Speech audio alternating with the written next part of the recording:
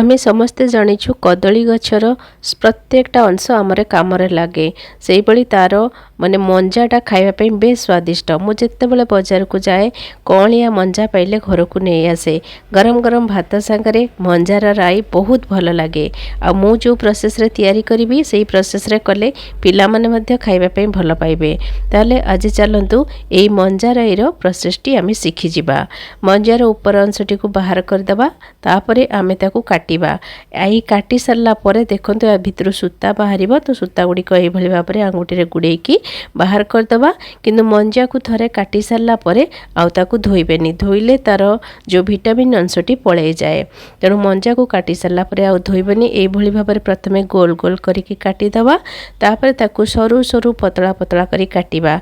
आपण चाहिले ग्रेटर साहाय्य रे मध्य लंबा लंबा करि परिबे। किछि कटा आलू नै जिबा आउ कटा पियाज कटा कंचा लंगा दे दबा, हळदी गुंड दे दबा, दरकार हिसाब रे लूण दे दबा आउ टिके मसला सोरिष मसला बटा दबा।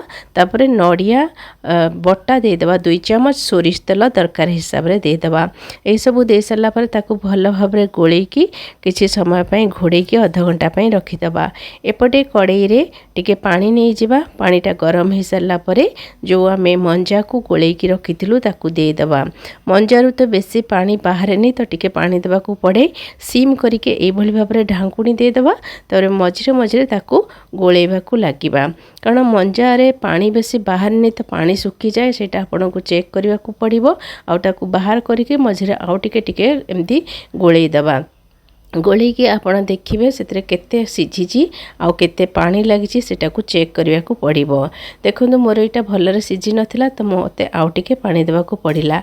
पानी दे सारला परे ताको पुणी आउ थरे भल भाबरे ए भली भाबरे गोळा गोळी कर देइथिली। आ गोळा गोळी कर सारला परे तापरे आमे ताको कोन करबा ना घोड़े की आउ किछि समय पई बसई दबा। तो आपण ए भली भाबरे मझिरे मझिरे चेक करिके कांटू थिबे आउ टिके टिके पानी देकी ताको गोळो थिबे, ताले जाएंगे आपणकर परफेक्ट तैयारी हेबो।